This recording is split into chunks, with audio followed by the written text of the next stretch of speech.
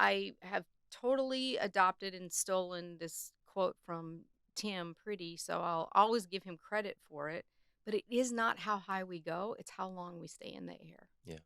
And I love that quote Mm-hmm. because for me personally, this journey is about the next 8 to 10 years and having this strong, sustainable company that, people like you and I get to pass to the next generation.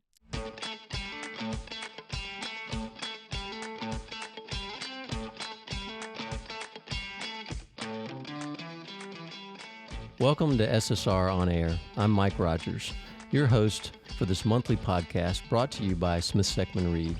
Tune in as I interview leaders, colleagues, and clients about what is going on internally at SSR and in the larger engineering community. So today we got Susan Osterberg here with us, and we're going to talk about all things SSR and kind of where we're going. And I thought it's been a little while. You were on the podcast once before, been a little while. So maybe do a quick recap of who is Susan and Sure. where did she come from, and then we'll get into you taking over the role of CEO last September officially, right? Yep. September 1. And where it went from there. So why don't you kick it off with a little background? Sure. So I landed here. It's easy for me to remember my anniversary because I started on February 1. So I just celebrated 13 years with the company, which seems like a blank, honestly. Yeah. But this is only the second company I've worked for. So previously I was with a grew into a very large hospitality firm, and started with them when they were only about 25 units. So I saw a very small company grow into a very large company. We took the company public.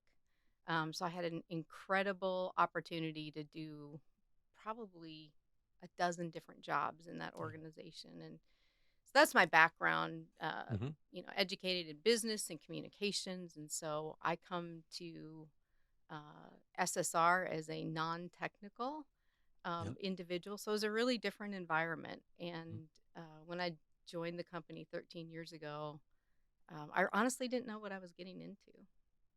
Sure. So anyway, but glad I landed here. But only two companies. Yeah. Two companies in my career, and this is definitely the best. Well, even as engineers, we don't know what we're getting into when we come here. So that's fair. Yeah. That's fair, and that's good. It's good. Yeah. Well, and so and I've been here the whole time you were here too, so it's been kind of fun to watch all that go on. So let's talk about first how you doing. I mean, it's been a few months. You're starting out a new year. Yeah. How you feeling in the new role and taking on the helm? I have been asked the question, how are you doing? How does it feel? Mm-hmm. I can't even tell you how many times. Yeah. And it probably feels different from day to day and month to month, but I have to say I am extremely excited about what we're doing. And as you well know, Mike, the position that we're in as an organization. So I guess I'll back up and say, for me personally, I feel relatively calm Mm-hmm. and feel like we have things in view and we know where we're going. And it's not, it's not sorting things out. And I think Right. in the beginning, you kind of feel like you're sorting things out. Um, but I'm doing good. I'm doing good. Good. I'm extraordinarily energized by what we have in front of us and Yeah. what we've done that lays behind us. So Yeah. Yeah. Good. yeah. So that tees up Yeah. I guess the first question of kind of as we wrap up the fiscal year, Mm-hmm. we just did a few days ago. Yeah. How did we do? How do we feeling like we did, and how are we looking forward to this year? Yeah. Yeah. So I'll back up even a little beyond that, Mike, and say that, this is a time where SSR is in a position to do something very different than what we've done in the past. And, many people internally in the company have heard me talk about this. And, I really describe this as we have 4 eras in the company. Going back to the founding fathers. And I love that they started this company to provide broad ownership to people. And that really holds true today. But there is a piece of how we go forward in every single era of this company. And then, of course, we had the Barrick era, Mm-hmm. which was really, really long, right? Yep. 30 some years. And, really at the end of Rob's tenure was to me where he made the biggest impact, which was taking this company to 100% ESOP and the Mm-hmm. fact that we're all owners in this organization today. And then we had the fast lane, Steve Lane, who again Mm-hmm. just retired in September. And really, Steve, as you know, you were a part of all this as we went through it as well, really brought us to a place of a strong foundation, stability that this company has never seen before. And there were, of course, hundreds of people that played into bringing us to that point, but that was really under Steve's leadership. And so here we sit on this great foundation. And so, so the question, how do we end the year? Well, Yeah. we ended the year very strong. And really, because we're on that foundation and we have 2 years now of double digit growth, double digit organic growth, as well as some of the highest profitability we've ever seen in the organization. We are in a position now to not just keep doing the same thing, but we need to think, act, and invest differently. And we really started talking about that probably some time ago, but Yeah. specifically with the leadership group in October as we got them together, and really thinking about how do we invest differently? How do we take the company from just moving up this, trajectory on this scale, and how do we jump the curve? Mm-hmm. So here we are, the beginning of the year, and we're getting ready to jump the curve. Yeah. So I'm really excited. Yeah. So maybe before we get into all that, I think that's good because there's going to be Yeah, a deep dive into what we're yeah. planning on doing, I think. But when you look out over the next few years, what do you hope it looks like in 3 years? What do you hope we accomplish in the next 3 years? Just kind of broad. So, broadly, I would say that we have some geographies that we've entered into that Mm. we identified in our strategic plan. And I think we've definitely made some great progress, but we haven't put the full force of investments and SSR behind those geographies. And Yeah. so, going into this year, I think over the next 1, 2, 3 years, you're going to see a lot of growth, continued growth in Texas, specifically Central Texas. I mean, we have some incredible resources there. In addition to the urban Southeast, which is everywhere from Charlotte to Atlanta. And then in addition, making a play and a bigger investment in Florida. Yeah. Yeah. Yeah. So that plays into the strategic investment that we're talking about. The Yeah. fact that we're in a position now financially Hmm. and operationally where we've got our stuff together, for lack of a better term. We know what we're doing. We're doing well, and now we've got some money that we can apply to things for growth potential. Yeah. And so, what does that look like, and what are we thinking we're doing? So first and foremost, it's about getting more people on board. It's Yeah. about getting the right people on board. Yeah. It's getting strategic hires a part of this company in those specific locations, whether it's to, allow the Matt Shorts of the world to raise up even more than he has, Hmm. and lead people in that area. It's about getting those strategic hires on board, Yeah. and just people that can continue to build our client base, serve our clients well, deliver to the clients, and grow Hmm. those geographies as well as other service lines. Yeah. Yeah. And that's Yeah, probably the tallest order right now is getting the right people yeah, and hiring. I mean, I don't know what the numbers are for last year, but we probably hired, I don't know, 80 or 100 people or yeah. something I like think it that. was in the 80 something. Yeah. Yeah, so I think people don't realize that when they think about it, that Mhm. that just to kind of keep things moving forward and add a few along the way, there's a Yeah. there's a lot of energy behind that. So how do we implement this? How do we move forward? What's the landscape look like Yeah. for that? So I think, that this is one piece of the investment. Yeah. It's going to take the effort of everybody in the organization. And specifically, there's going to be a group of people that have weekly update meetings, and we're incorporating it into our broader SSR1 monthly business meeting. Mhm. And it's just gonna take the focus and effort. And I know that when we focus on something and we really dig in, we can achieve it. Yeah. But we're also going to have to think differently. We may have to attract people in a different way with different rewards. Hmm. We may need to reward people differently in the company for bringing individuals to the table.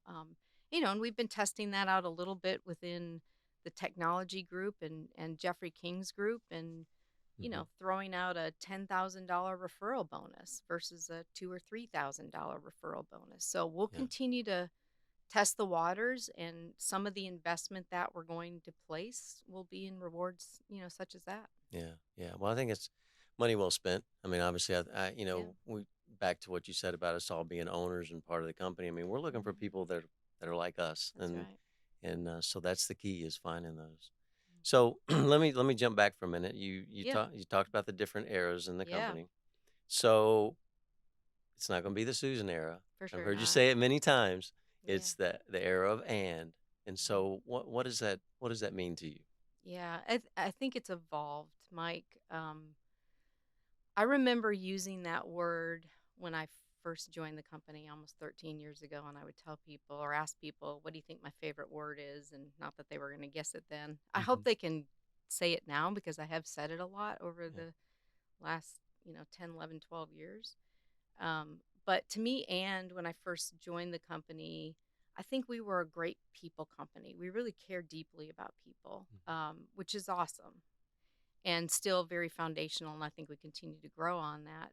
But we didn't really have a performance record. In Right. fact, it was pretty low performance. Mhm. And so to me, the era of and is about high performance and being this people centric, compassionate organization. And I think it's keeping people and keeping our owners understanding that we can't have one without the other, and we don't need to push for high performance just for the sake of high performance. We need to push for it so we can make these investments we're talking about.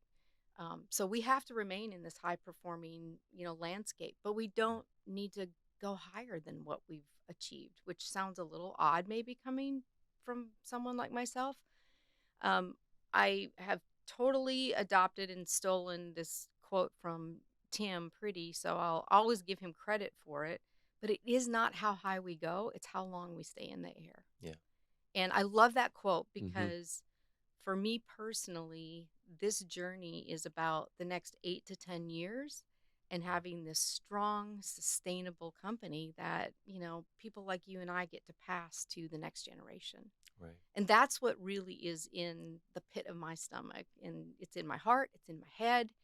I so badly want to carry on what Lester Smith and Tom Seckman and Andy and how they all started. But Yeah. in addition, why Rob passed it on Yeah. and how Steve got us to this strong place. And it's now our era, but it's the era of and. It's high performance and continuing to build on this people centric, compassionate organization. Knowing our people, being connected to them, knowing what's important to them, and Mhm. realizing always that they're people before they're an employee of the company. Yeah. Yeah. And I think that does echo back all the way to the beginning, and I Yeah, think people feel that, and it resonates with them. So it's a good feeling. It's a good feeling. absolutely. So so what is the, I guess, when you look out to the future and you Hmm. look out to those 7 or 8, 10 years, Yeah. and what do you feel like you want to leave behind? Where are we heading with this? And what does the company maybe look like? That's a long ways out. So maybe 5 years. That's a long ways Maybe out. 5 years. What does the That's a company long look ways like? out. Yeah. Yeah, I think one of the things, I think we'll continue to diversify the organization, Hmm. So, it's interesting when you travel and you talk with people inside the company and some individuals, and maybe they're newer with the organization. I think we're working hard to communicate, what all we do at SSR, but, the strength that we have is in the diversity of the different business units that we have. It's Hmm. certainly in our people, Yeah. but it's the business units that they all, work in. And so I think one of the things I think will continue to be a diverse company. We've got a lot of I'll call it smaller business units that have so much opportunity to continue to grow, Hmm. whether that's in new geographies or even adding on to services within their business unit. Right. We're seeing that right now with transportation and, adding a planning service. And Hmm. I mean, I think there are those opportunities within, but I think we'll grow from a geography standpoint. We'll certainly grow in, diversity of the business units that we have. And then I think, some of the other investments that we're making are in innovation and technology. Hmm.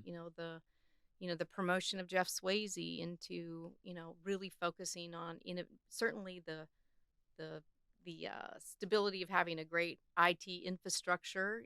We've really put that in the hands of Daniel, and Hmm. with Jeff's oversight, and Abe with the BIM group. But now Jeff's got time and really focusing on making sure that we're paying attention to innovation and technology. And I have no idea where that's going to go. Right. I mean, we could say AI and everybody might, Yeah. listen up, but Buzzword. yeah. Um, but Hmm. I think we're going to evolve in a very big way in terms of not just what we do, but how we do it. And Yeah. I think we have to stay competitive. Hmm. Um, I agree. There's a whole podcast on that, probably on where the Definitely. technology is going to lead Yeah, us, and there's a definitely. lot of discussion Yeah, about it. And I think people hear AI and the yeah, buzzwords, and they think, what does that mean for us? Well, nobody really knows yet, yeah, but there's going to be huge changes, and I think Jeff's the right guy to yeah. I think lead I into think that. the other change, Mike, that's exciting is, I think some individuals get concerned about, you know, all the people that they see retiring or Yeah. impending retirements. Hmm. And, to me that's exciting because that just says we've got a lot of people behind these individuals that are, getting ready to have more opportunity than they probably ever imagined. Yeah.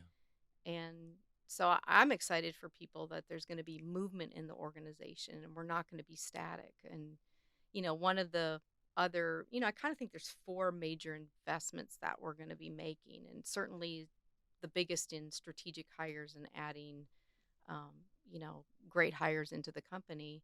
But leadership development is going to be another Yeah. big investment for us, and really preparing in a different way than we ever have as a company for our next generation of leaders to be ready to take on those roles. So I Yeah. think that's a really exciting opportunity. Yeah. Yeah. We're definitely pouring a lot of time and energy into that, and bringing people in, um, and it's interesting to look, because there's certainly a gap in there, and Yeah.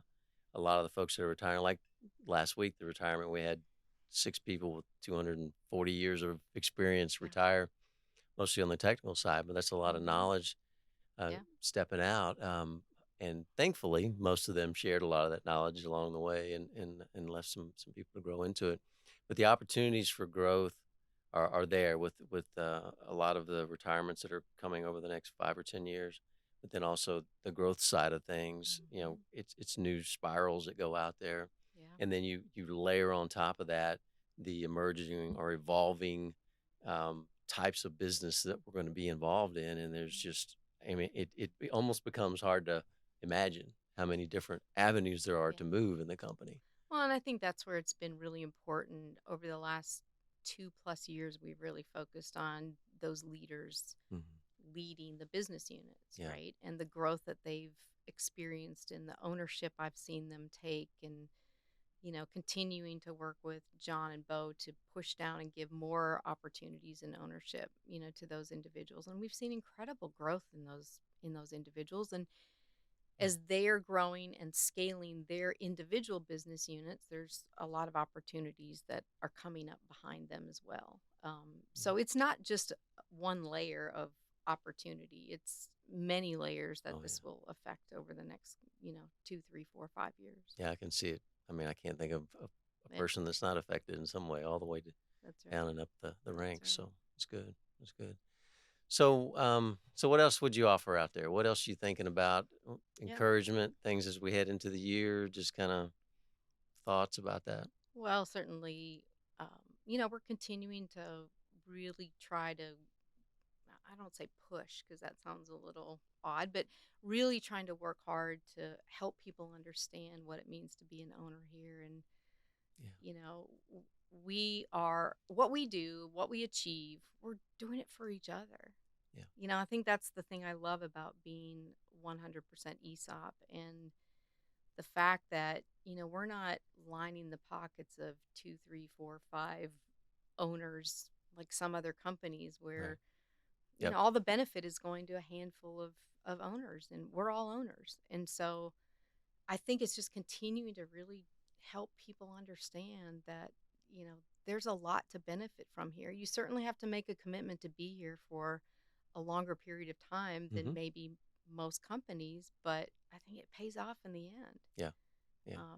And so I think that's a huge opportunity to continue to encourage people to understand what ownership is. And I know we have a group of really energetic, excited, EOC, the Employee Ownership Council, that Right.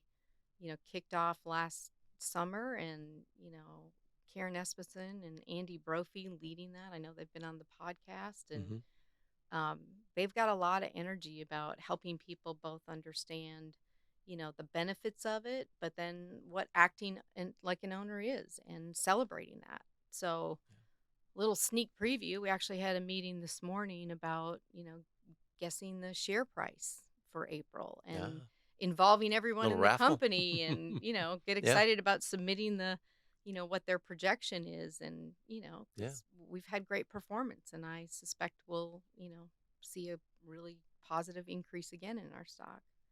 Yeah. So I think that's exciting. That's Yeah. exciting. It's all great stuff. I think for me, Mike, too, where I'm trying to make sure that I make a priority, and I've got people around me that certainly will hold me accountable for this. But, we've really started trying to share and communicate being where it counts. And Mm-hmm. for me, what that means is I've always been attached and tried to be present with our people and our colleagues, and travel to offices. And over the last almost year now, I've really focused on including clients in that. And I've Mm-hmm. loved it. Yeah. It's been insightful. It's been, rewarding to see what they're trying to accomplish within their own businesses, talking to them about what's important to them. What are we doing well? What can we improve on? And Sure. to me, there is nothing like being on the ground with either our colleagues or our clients and just listening Mm-hmm.